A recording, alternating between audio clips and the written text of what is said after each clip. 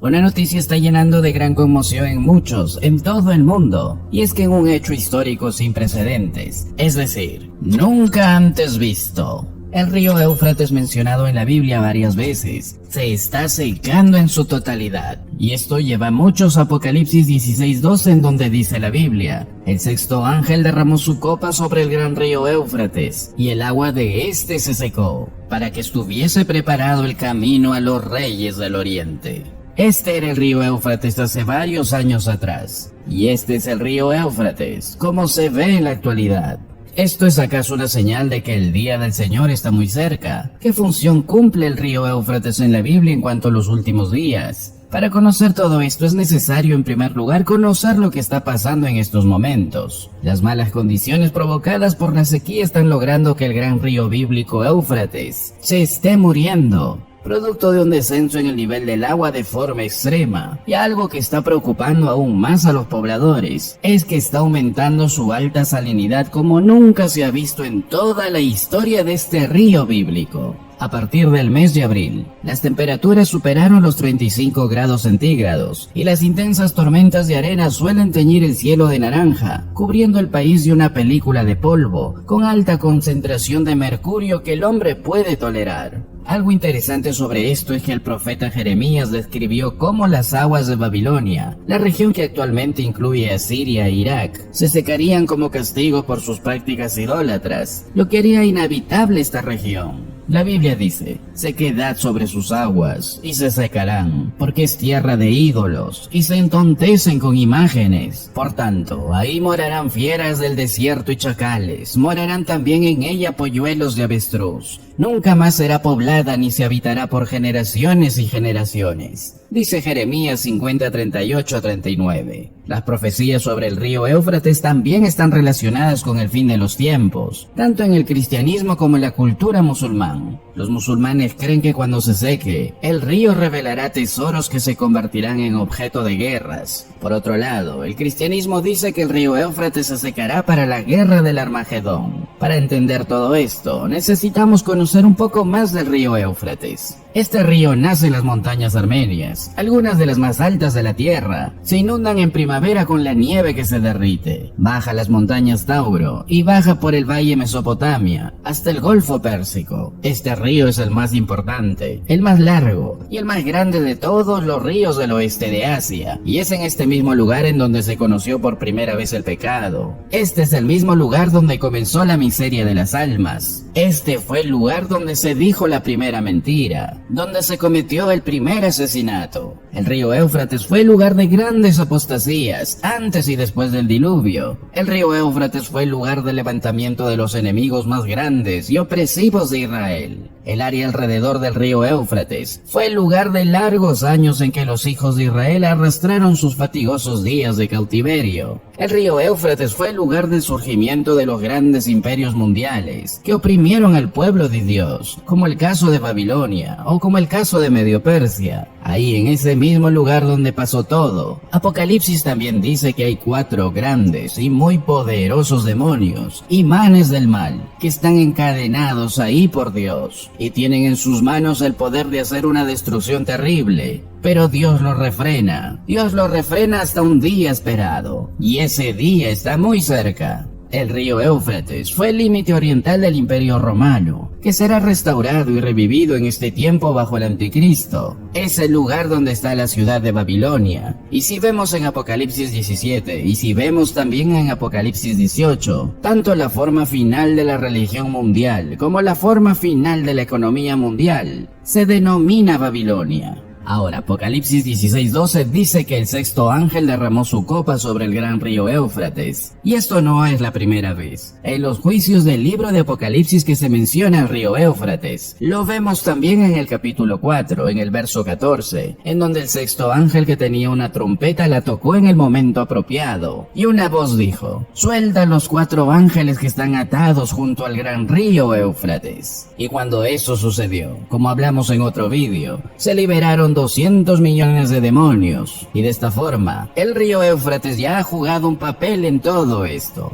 Este es un gran río del Medio Oriente, junto con otro tipo de río gemelo, si podríamos definirlo de esta forma, llamado el Tigris, que formó la sangre vital de la antigua área de la media luna fértil, donde una vez estuvo el jardín del Edén, y en aquella época no fue un desierto en absoluto, sino un lugar muy floreciente, un lugar muy resplandeciente. Fue un hermoso lugar, pero ahora ya no está así. El río Éufrates, por cierto, es muy importante en el plan de Dios. Se identifica a sí mismo en la virtud del plan y la promesa de Dios, como el límite oriental de la tierra que Dios le dio a Israel. Esto lo podemos ver en Génesis 15:18, o en Deuteronomio 1:7, o en Deuteronomio 11:24, o en Josué 1:4. El Éufrates era el límite oriental. La tierra que Dios le dio a Israel iba desde el mar, el Mediterráneo, hasta el río Éufrates, y de esta forma abarcaría lo que hoy es el territorio árabe. Curiosamente, en 3 de estas áreas del Antiguo Testamento también se le llama el Gran Río Éufrates, y esto porque juega un papel muy importante en que es un límite para la tierra que Dios prometió al pueblo de Israel.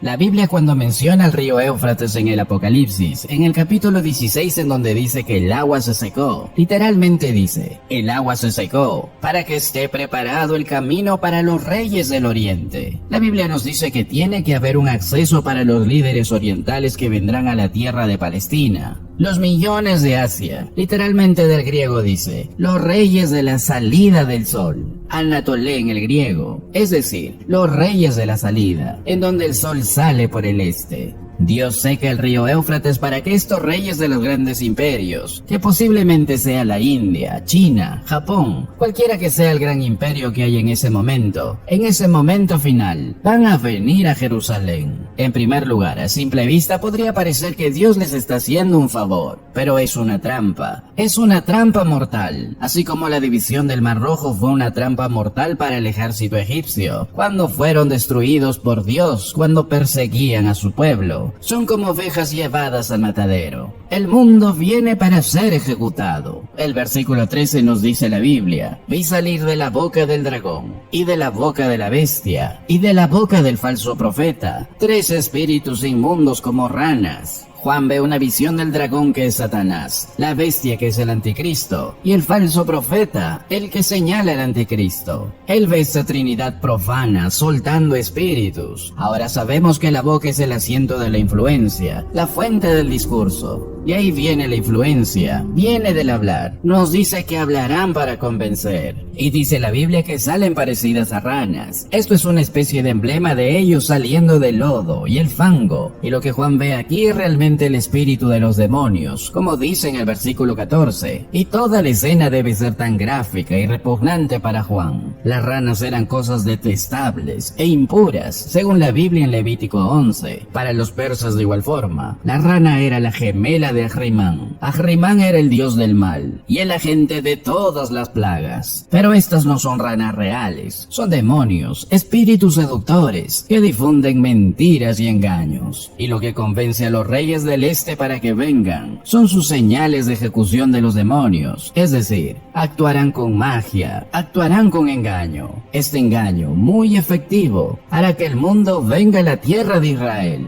La Biblia dice, son espíritus de demonios que hacen señales y salen a los reyes de todo el mundo para reunirlos para la guerra del gran día del Dios el Todopoderoso. Estos demonios saldrán y convencerán a todo el mundo para que venga. Van a llevar al mundo entero a una guerra contra Dios. No dice nada acerca de si venían a perseguir a los cristianos o si venían a apoderarse de Israel. Lo que dice es que vendrán a pelear contra Dios. Y de alguna manera, estos demonios, en virtud de sus señales y prodigios, convenció a estos ejércitos y a estos reyes, a estos generales, a estos altos mandos de las fuerzas de cada nación, de todo el mundo, que hay suficiente poder a su favor para pelear con Dios. Y para ser francos, no tienen muchas opciones. El libro de Joel habla de esto, en el capítulo 3 del verso 9 en adelante. Proclamad esto entre las naciones, preparad guerra, despertad a los valientes, que se acerquen todos los soldados, que suban, transformad vuestros arados en espadas y vuestras podaderas en lanzas, que los débiles digan que soy un hombre poderoso. Apresuraos y venid, todas las naciones de alrededor, y congregaos ahí.